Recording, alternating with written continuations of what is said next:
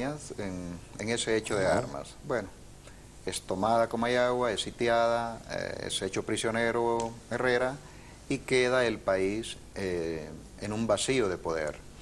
Morazán advierte esta situación y se va a pedir ayuda a El Salvador y también a Nicaragua.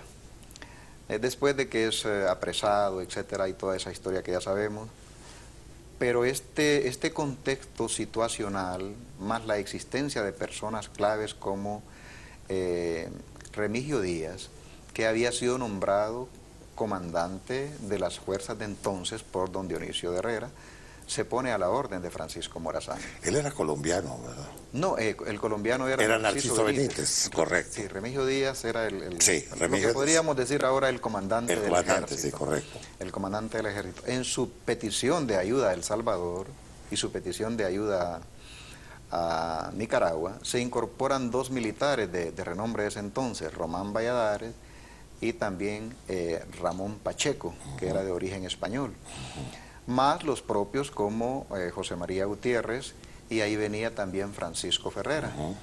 Ya estamos hablando de líderes militares con conocimiento, con preparación militar, que decidieron enfrentar a Mía mediante una acción militar desde el sur hacia el norte, encontrándose Mía en Comayagua, pero estableciendo su cuartel general en Tegucigalpa.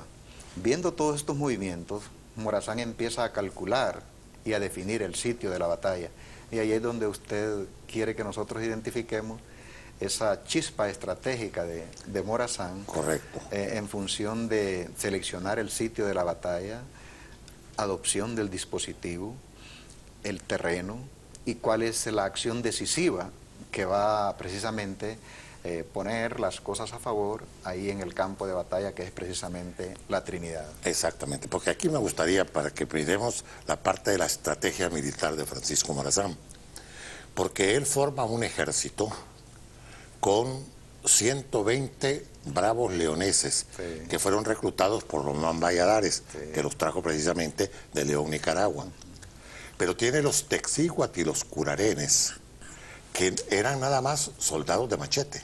Sí, sí. No eran soldados que venían de fusilería. Pero ¿cómo él hace el empleo de la vanguardia y la retaguardia? Porque es ahí el éxito de su gran batalla con un ejército integrado por menos de 500 hombres contra el ejército federal, que eran más de 800 hombres. El ejército federal era un batallón. Era un batallón. Organizado, sí, conforme a la orgánica de un ejército federal. Y dirigido por un coronel, Justo Mía. Dirigido por el coronel Justo Mía, que también debemos de interpretar este hecho histórico, había sido el vicejefe, el primer vicejefe de Estado de Honduras. Era la primera traición. Era Graciano. Sí, Graciano. Pues, ¿cómo apreciar esta concepción estratégica? Y voy a permitirme mostrar algunas ilustraciones. Sí, sería bueno. En principio, mostrar lo que fue el escenario. Este es visto el Valle de la Trinidad de sur a norte. Y podemos apreciar ahí un cerro en la parte occidental. Este es el cerro Caranguís. En las faldas de este cerro se colocó parte de la vanguardia que había avanzado desde Sabana Grande hasta la Trinidad. Se colocó como una fuerza de choque y atrás de ella una fuerza de retaguardia. Este es el escenario. El otro punto que quiero mostrar, y que lo podemos visitar nosotros los hondureños ahí en la Trinidad, es este espacio que se conoce como el sector noroeste, que es por donde se movió Remigio Díaz para hacer la acción decisiva en la batalla de la Trinidad. ¿Por qué es importante esto? Aquí, atrás de este bosque, corre la quebrada Cicatacare. Esta quebrada Cicatacare, en términos militares, le daba una protección de flanco izquierdo a las fuerzas de Morazán. Entonces, el sitio no fue escogido al azar, tenía su propósito. Pero la estrategia la había planificado Morazán. Morazán junto con Remigio Díaz. Correcto, sí. Porque Remigio Díaz era el comandante militar. Sin embargo, la dirección de la batalla tuvo que respetar Morazán el mando militar. Pero la concepción estratégica de reunir las fuerzas en el sur del país, de la movilización hasta Sabana Grande, de salir en la madrugada para ocupar las posiciones en la Trinidad el 11 de diciembre, y la concepción compartida de todo esto que estamos anunciando, en realidad la iniciativa es de Morazán. Y respetuosamente los coroneles que le acompañaban aceptaban este liderazgo de Morazán en la concepción estratégica. Que todavía no tenía el grado de general. No, apenas era un funcionario. Era un funcionario que había salido precisamente en defensa, el consejero Francisco Morazán, oficial pluma del Ayuntamiento de Tegucigalpa. Era cuando, lo que tenía como... Claro, pero le dieron un grado ahí, el grado de teniente. Teniente, sí, sí. Esto es importante resaltarlo porque fue la reacción de Tegucigalpa, que se oponía a la anexión a México, que había sido declarada por Comayagua. En tanto Comayagua estaba a favor y había enviado el gobernador de entonces a someter a Tegucigalpa, y reacciona a Tegucigalpa y confía a Morazán una de las compañías. Bueno, pero fíjate, vamos a hacer una cosa, porque vamos a llevarlo por partes, general, y usted me va a hacer los relatos estos porque es bien interesante.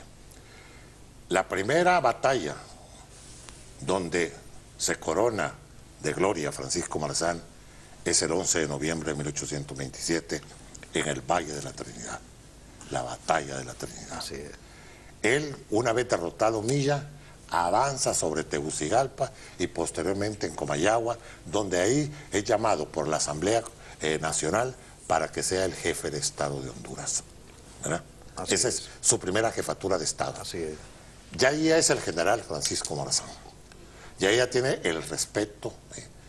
Pero ese Morazán, que empieza en su triunfo de la batalla de la Trinidad, ¿dónde empieza lo que podemos decir la parte de su función como el genio militar al poder hacer el famoso ejército protector de la ley? Esa es otra batalla que me gustaría que la platicáramos después de la pausa, porque la gente desconoce mucho sobre esto. Porque las batallas tienen su nombre, Hualcho, las charcas y todo, pero ¿qué eran esos lugares? Eran sitios, eran haciendas, eran lugares estratégicos. Y me gustaría que habláramos cuando se forma el ejército protector de la ley, después de esta primera pausa. Bueno, no podemos abandonar la batalla de la Trinidad sin conocer la estrategia que empleó Francisco Morazán, la estrategia militar, al desplazar a sus soldados, a los leoneses, a los texíguatas, a los curarenes, a algunos chodutecas que se habían integrado precisamente con el coronel José María Gutiérrez. Cantarranas. De Cantarranas, sí. De Cantarranas, que era lo que había llevado el capitán Francisco Ferrera, sí, que era la gente de él. Y algunos de Tegucigalpa. Y algunos de Tegucigalpa, que eran muy pocos. La mayoría, los soldados, los más valientes eran los texíguatas y los curarenes, indiscutiblemente. Esos son sus predilectos. Y ellos fueron de la vanguardia, ¿verdad? Esos son los predilectos. Los predilectos, sí. Ahora, ¿tiene usted ahí en el esquema ese, general? Ah, claro. Vamos a presentar esta imagen, que es lo que nos muestra ya en el Valle de la Trinidad, cómo es el despliegue. Si lo vemos de izquierda a derecha en su televisor, podemos ver unas figuras rojas, 2 cuadritos y 2 flechas, que es lo que indican que en la falda del cerro de Caranguis, ahí se estableció la principal fuerza de enfrentamiento frontal contra Demía, que está en la porción derecha de su televisor, significada con un cuadrito amarillo. Sí. La flecha que miramos en forma semicurva o curva, en forma semicircular, que se mueve por la izquierda, es donde le citaba yo que es la parte oeste del Valle de la Trinidad, y donde está el río Cicatacare, o casi una quebrada, y por ahí se mueve Remigio Díaz. Mientras está la presión directa por Morazán, Román Valladares, Pacheco, Remigio Díaz se mueve por el flanco izquierdo y ataca a la retaguardia de Milla. Esta es prácticamente el esquema de maniobra de la batalla de la Trinidad, que, como lo señalaba usted o lo compartíamos, marca el inicio de la manifestación del genio militar de Morazán y también el inicio de una situación que modifica todo el entorno. Podemos decir, Honduras está liberada, el invasor está expulsado, Morazán reorganiza su ejército, Remigio Díaz toma el control del ejército, Morazán pasa a ser comandante en jefe del ejército y pasa de la condición de consejero, y era también presidente del Consejo de Representantes, a ser jefe de Estado de Honduras, con toda la autoridad. Y ahí, para darle curso a la orientación que usted pedía respecto a qué es lo que sigue para que llegara a conformar el Ejército Aliado Protector de la Ley. Correcto. Morazán no se queda en Honduras solo. Morazán se da cuenta de que El Salvador está siendo sitiado en San Salvador. Y ahí es donde deja a don Diego Vigil como en la jefatura de Estado en Comayagua, que era su vicejefe de Estado, que lo habían traído de Trujillo a don Diego Vigil Ocaña. Ahora, veamos una cosa, en esa manera que usted lo está mostrando ahí, cuando Remigio Díaz se va a atacar la retaguardia, quien tenía más baterías de artillería era Milla. El ejército de Morazán casi no tenía artillería, ¿verdad? No, en este momento no tenía. No tenía. No, toda era infantería. Entonces quiere decir que en esa manera abrazó Remigio Díaz a tal grado que al atacar la retaguardia quedó como neutralizada toda la artillería. Exacto. Oiga, una estrategia bárbara. Sí. Y nosotros eso lo conocemos como inicialmente una marcha de aproximación, el despliegue de la vanguardia, la adopción de un dispositivo de una defensa, porque Milla venía avanzando, dejando una reserva para hacer un ataque de flanco, caerle por la retaguardia y provocar la destrucción. Manteniendo también, cita la historia, un control sobre el camino que conducía a Ojojona con la Trinidad, y Remigio Díaz se encargó de ese bloqueo. Pero fíjese que hemos dejado también algo que no podemos dejar así como marginado. Los Texihuat se movilizaron con un gran amigo de Francisco Morazán, que había sido precisamente de sus primeros compañeros, que era José Antonio Márquez. Sí. No podemos olvidarlo. Desde luego, desde luego. Porque fue de sus grandes compañeros. Exacto. Bueno, era desde la infancia, estudiaron juntos. Sí. Con Joaquín Rivera y Bragas, o sea que no podemos dejar, porque murió muy joven, por cierto. Sí. José Antonio Márquez y José María Gutiérrez son los auténticos hondureños. Y a veces nosotros nos quejamos de que en nuestra historia no hay tanto hondureño destacado. Pero realmente tanto José Antonio Márquez como José María Gutiérrez fueron de una lealtad increíble para con Morazán. Era entrañable amigo de Morazán. Sí. En este contexto, Morazán, jefe de Estado, El Salvador invadido, Morazán responde también como una especie de compromiso, porque El Salvador había prometido ayuda en el sitio de Comayagua, solamente que no llegó a tiempo y fue bloqueada por Justo Milla. Morazán, en un gesto de agradecimiento, deposita su mando en Diego Vigil, como usted lo decía, establece su cuartel general en Texihuat, vuelve a reunir a sus curarenes y también se hace acompañar de leoneses. De leoneses, sí, los leoneses siempre lo acompañaron. Siempre lo acompañaron. Entonces, a veces la gente se pregunta, bueno, pero ¿cómo es este escenario? Había que abrir un frente oriental. Guatemala invadía por el occidente. Entonces, el general Arzú, que es el comandante de las tropas invasoras a El Salvador, envía a Vicente Domínguez a neutralizar el avance de Morazán. Vicente Domínguez era de origen español, era un coronel muy versado en estrategia militar. Morazán avanza por el oriente de Honduras, cruza el Guascorán, pasa a San Miguel y llega al departamento de Usulután.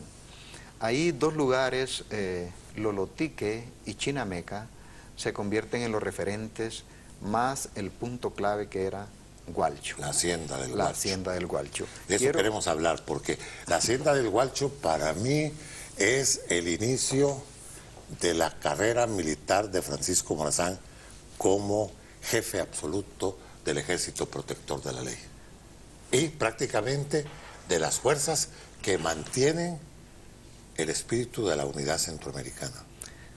Era una respuesta, a la demanda del Salvador. El Salvador la siente de ese momento, ya empieza a consolidarse o a movilizarse esa idea de unidad centroamericana, y a este país empieza a ser el de sus afectos con respecto a Morazán, ¿no? Fue el país de su gran apoyo. ¿Verdad? Sí, entonces para ilustrar un poco esta... Miremos lo de Hualcho. Este era el liderazgo político de entonces en la batalla de Hualcho. Podemos apreciar al presidente de la República Federal de Centroamérica, Manuel de José Arce, perdón. En el centro a Mariano Prado, que era el vicejefe de Estado de El Salvador, general muy apreciado por Morazán, y desde luego nuestro héroe, el general Francisco Morazán. Este era el liderazgo político de entonces.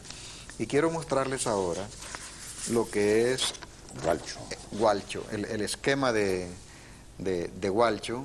Aquí lo que podemos ver en esta ilustración, a mi extrema derecha, a mi extrema izquierda en este caso. Sí, viendo la pantalla. Viendo la pantalla, aquí se puede ver lo que es el río Hualcho.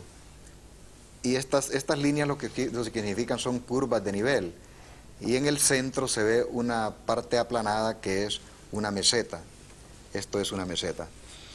Y aquí está, en esta esquina, está la casa de la hacienda de la región de Hualcho. En esta parte está ubicado lo que podemos decir las fuerzas de Domínguez, y aquí en Hualcho las fuerzas de Morazán. ¿Cómo se decide esta batalla? Mediante el envío de una compañía de cazadores. Fíjese que Morazán ya manejaba ese concepto. Pero ahí sí vamos a relatar algo importante. Porque los cazadores eran las avanzadas, ¿verdad? Eran las fuerzas de vanguardia. Sí. Y también Morazán, si bien es cierto, no tuvo escuela, pero fue muy lector. Y al haber leído la historia de Europa, y con ello las guerras napoleónicas, y al haber leído también la historia griega y la historia romana, ahí entraron a él algunos fundamentos. Sí, algunos fundamentos. Entonces, la batalla se decide mediante la acción de los cazadores, que la historia revela las memorias de Morazán, que todos murieron en ese acto. Pero permitió que las fuerzas del otro flanco atacaran en esa dirección a las fuerzas de Milla en este sector, y pudieran atacar la retaguardia y tomar la artillería. Era casi el mismo esquema de la Trinidad, pero en este caso haciendo un sacrificio. Son decisiones muy difíciles para un líder, pero definitivamente Morazán no tenía alternativa. Era demasiada la fuerza en número y también ubicado en una posición ventajosa de parte de Domínguez, y tuvo que decidirse por esta acción. En esta batalla, yo quiero citar una expresión de Morazán en sus memorias, y la voy a decir textualmente. No podría yo retroceder en estas circunstancias, porque una retirada con tropas que no son veteranas tiene peores consecuencias que una derrota, sin la gloria de haber peleado con honor. Texíhuatl, curarenes y leoneses, a un ejército regular, en situación desventajosa en el terreno, pero con una determinación de colocar una fuerza de sacrificio, digamos, para tener una fuerza disponible para una acción de flanco, neutralizar la artillería y también destruir la fuerza en ese sector. Exactamente, o sea que la derrota del enemigo además le permitía a él agenciarse una serie de implementos que no tenía, que era, por ejemplo, las piezas de artillería, ¿verdad? Y casi todas las tomó él, ¿verdad? Claro, eso quedaba en el poder de él. Estratégicamente, ¿qué significa Hualcho? Me pone en proximidades al río Lempa, y ya puedo, y también el general salvadoreño había enviado a un teniente coronel al Lempa para garantizarle el paso a Morazán. Al derrotar a Domínguez, el general Alzú reacciona y moviliza fuerzas para neutralizar a Morazán, pero descuida el sitio que tiene en San Salvador y va cayendo poco a poco las fuerzas sitiadoras. Es altamente estratégico el hecho del triunfo de la batalla de Hualcho. Seguidamente sucede la capitulación de San Antonio, que es donde el general Arzú le da el mando a Aycinena, a Antonio Aycinena. Y Morazán lo presiona para una capitulación. Y aquel hombre, al ver que quien tiene enfrente es a Morazán, entonces decide capitular. Ese es en San Antonio. En San Antonio. Que es otra hacienda. Que es otra hacienda de San Antonio en ruta hacia Chalatenango. Esa. Que era lo que pretendía escapar Antonio Aycinena. Bueno, ¿qué sucede? Está Hualcho aquí como un éxito, está San Antonio también. Mexicanos ha caído cerca de San Salvador. Ya no hay capacidad de mantener el sitio y rompen el cerco y San Salvador es librada. ¿Qué significa eso para el contexto del Salvador? Honduras, Morazán regresa a Honduras y posteriormente en una entrada triunfal a El Salvador es recibido con todos los vítores y en Ahuachapán él organiza esto que usted señalaba. Exactamente. El ejército aliado protector de la ley. Que es el gran ejército con el cual Francisco Morazán cumple las otras grandes batallas. San Pedro de Perulapán, el Espíritu Santo. La toma de Guatemala. La toma de Guatemala. De eso vamos a platicar con el general Maldonado Galegas después de esta pausa. Bueno, general, ya estamos con el ejército aliado protector de la ley, ya estamos en El Salvador. Empieza el desempeño militar de Francisco Morazán en la defensa de los países. Ya se había hecho la defensa de Honduras, ya se había restablecido la institucionalidad del Estado, ya El Salvador ya contaba con un campo de libertad. Francisco Morazán empezaba dentro de la parte que era militar a hacer también las comunicaciones, o sea, los vasos comunicantes con el acontecer político. Porque ¿cuál es su siguiente mira? Guatemala. Guatemala, que era la sede del poder, claro, donde estaba Manuel José Arce, donde estaba concentrada la aristocracia criolla. Estaban los Aycinena, los Beltranena. Y todo eso, hay también el alto clero. Ahí estaba el arzobispado del Reino de Guatemala. Sí, entonces esas tres variables, el gobierno federal, la aristocracia criolla y el alto clero, era precisamente el blanco político que había que neutralizar. Y para eso está entonces el ejército aliado protector de la ley. A veces uno se pregunta cómo un ejército se puede mover desde San Salvador hasta Guatemala en aquellos tiempos de a pie, de caballo, de algunos caminos reales, cuál era la logística, cuáles eran los pasos. Y en realidad Morazán era muy visionario y mandó a asegurar el paso hacia Guatemala, y luego el destino era Antigua, Guatemala, y desde ahí, desde Antigua, empezar a hacer una maniobra para la toma de Guatemala. Hay dos eventos ahí que son importantes, y uno es que antes de llegar a Guatemala, él tiene dos batallas decisivas, que son San Miguelito y Las Charcas.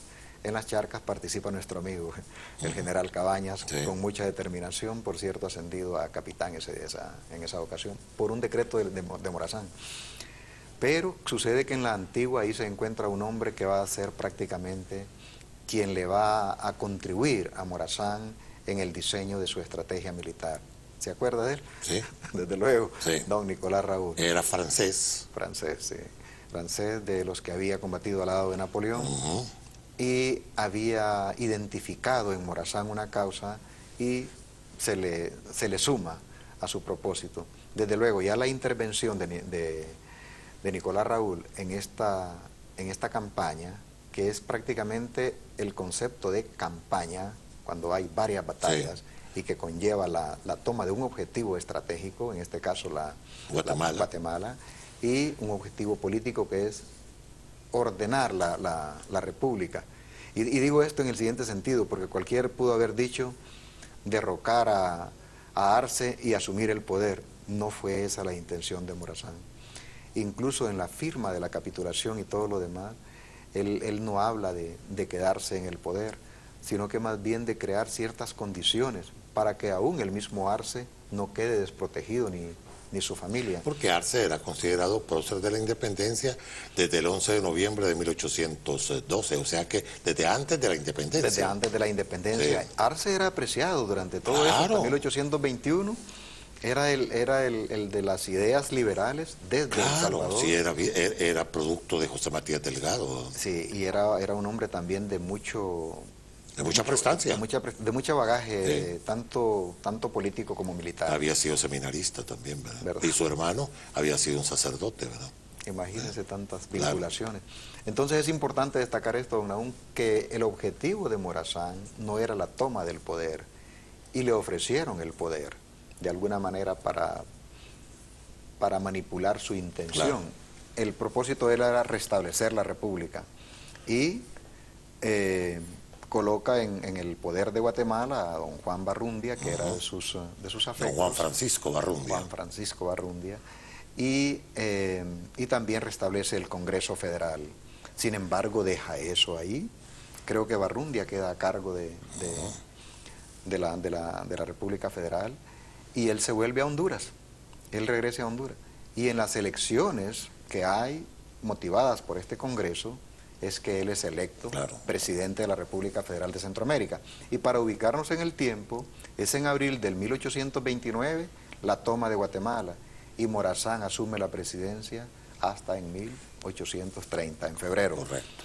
Lo cual significa de que un año estuvo él como presidente de Honduras sin pretensión de haber asumido el poder absoluto. La función de toda Centroamérica. Exacto. Ya no solo era de un estado, era de toda Centroamérica. Exacto.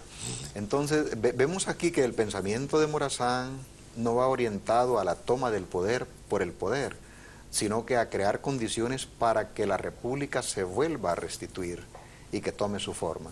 Desde luego, ya como presidente de la República Federal, ahí sí vemos al Morazán, sí. Al Morazán innovador, al Morazán, llamémosle revolucionario desde el punto del estadista, desde el punto de vista de lo que es darle vida al concepto de libertad mediante todas aquellas reformas jurídicas y acciones de Estado que hizo al incorporar el habeas corpus, el matrimonio civil. El método Lancaster de educación. De educación, introducir la imprenta, sí. Haber separado la Iglesia del Estado. La supresión de los diezmos. Esto de la separación de la Iglesia del Estado es interesante, porque alguna gente pudiera creer de que él provocó fricciones con la Iglesia con el ánimo de demeritar a la Iglesia. Es una decisión que pone a los poderes en su sitio, y también las funciones de evangelización por un lado y las funciones de administración del Estado por el otro. Entonces es bueno destacar eso, ¿no? Pero volviendo al militar... Sí, porque ahí fue donde empezaron a surgir aquellas cuestiones, las tesis de que era un masón, que por eso había separado la Iglesia del Estado. O sea que vinieron varias cosas hereje. Ahí. Sí, exactamente. Se le empezó a calificar a él inapropiadamente, porque en toda su vida él mostró una conducta moral y ética que identificaba un alineamiento con las cosas que tienen que ver con la religión. Nos vamos a ir a una pausa, ya vamos a retornar para seguir platicando con el general, los aspectos que están relacionados precisamente con el militar Morazán y estratega, que lo estamos ya casi derivando hasta el campo donde más lo hemos conocido, como el Morazán estadista, el Morazán político. Ya retorno con ustedes.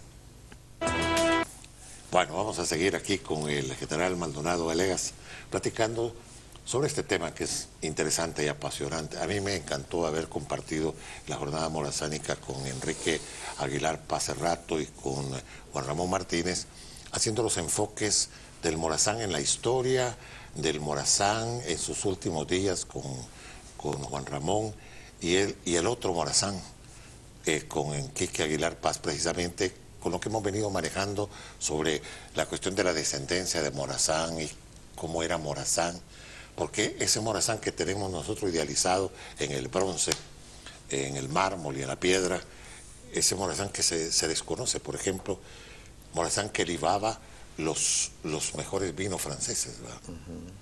Y los mandaba a traer en caravanas cuando era presidente, ¿verdad? ¿Por qué? Porque a él le gustaba, porque era una simbiosis de criollismo, era criollo, hijo de criollos, italiano y español. Y ahí hay vino. Y ahí hay mucho vino. Por eso le gustaba el vino, ¿no? Bueno, pero sigamos con este otro Morazán, porque ese otro Morazán le correspondía a Quique Aguilar Paz. Sigamos con el Morazán nuestro, que es el Morazán estratega. Ya lo ubicamos en la batalla de la Trinidad, ya lo sacamos de Hualcho, ya lo hemos llevado todo. Ahora, miremos ese Morazán que avanza sobre Guatemala. Después de que él se le incorpora a Nicolás Raúl, Sí. él lleva un diseño para, ahí hacen un diseño estratégico, táctico para la toma de Guatemala, y es lo que se conoce como un cerco. Sin embargo, las extensiones geográficas son tan grandes para ejércitos tan pequeños, creo que era aproximadamente 2.000 hombres, el ejército aliado protector de la ley, permitió de que él hiciera ciertas penetraciones en la orilla del cerco con nuestro amigo, con el general Cabañas, y sus compañías de cazadores, tomó ciertos puntos claves. Eso abrió las brechas y permitió que las columnas de Morazán entraran para tomar el sitio en el corazón de Guatemala, que era la plaza central.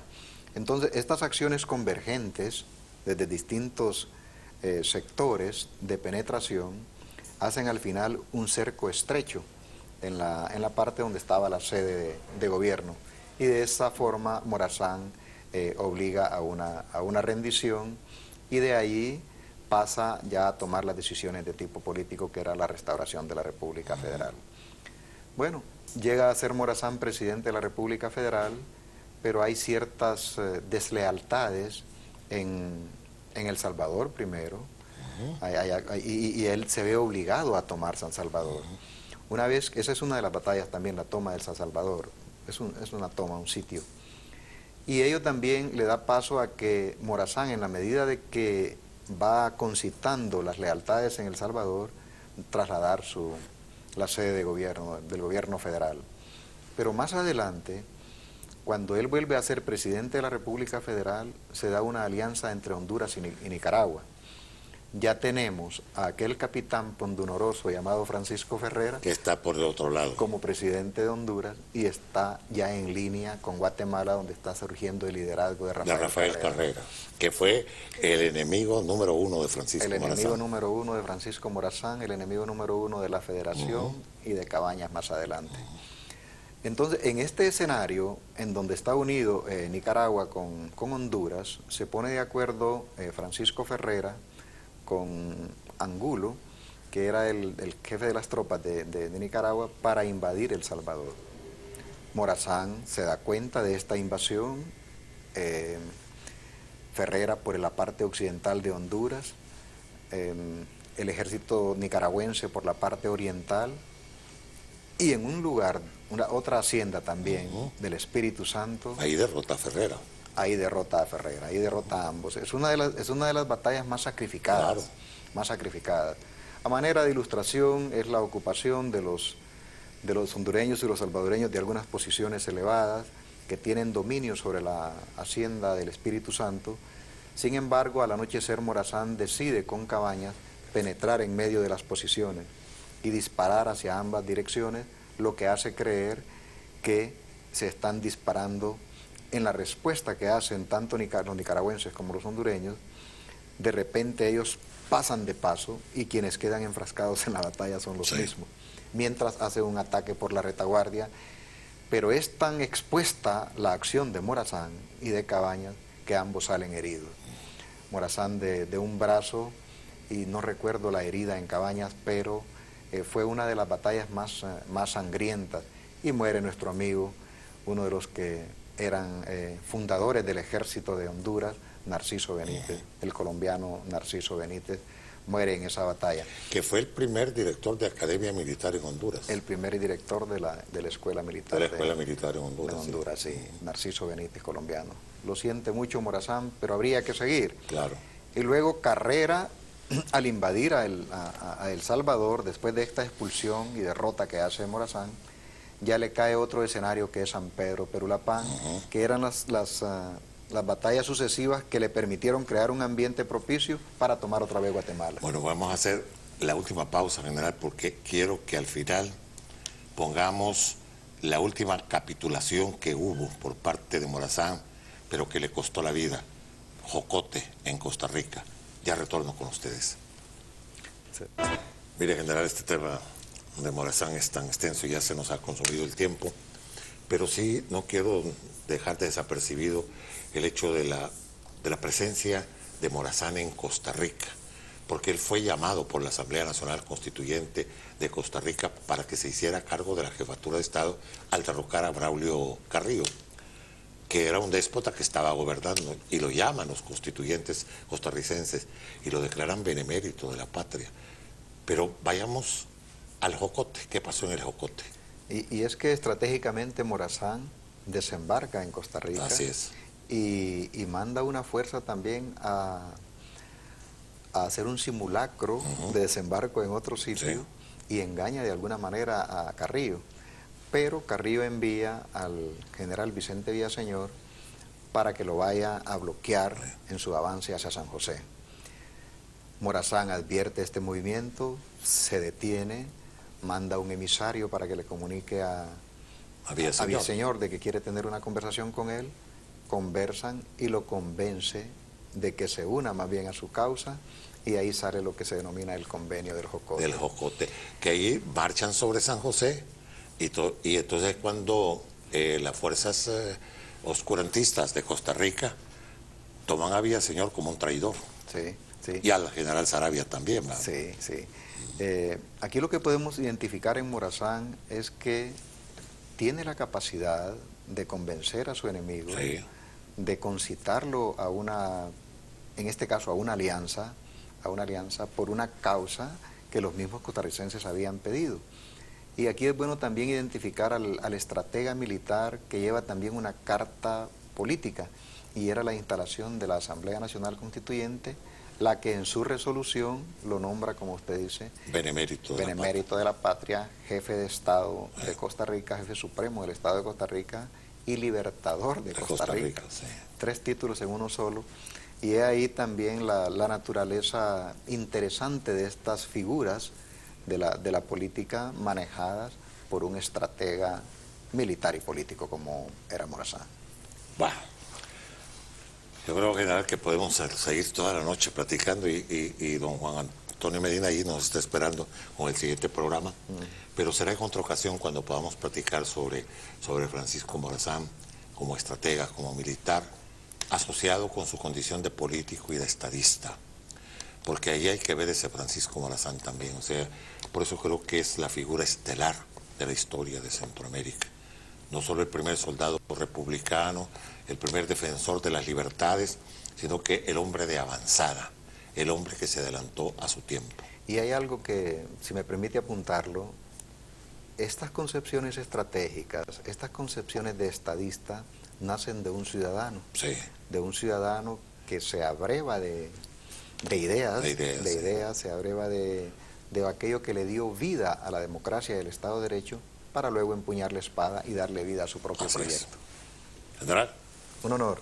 Ha sido un placer haberlo tenido en nuestro programa de la noche de hoy, dedicado a la memoria de Francisco Morazán, el estratega, el paladín de la Unión Centroamericana, el héroe máximo, el primer soldado republicano.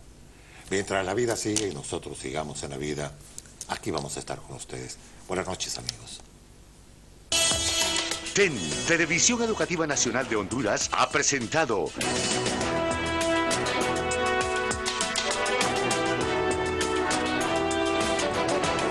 Lunes Cívico con Nahum Valladares.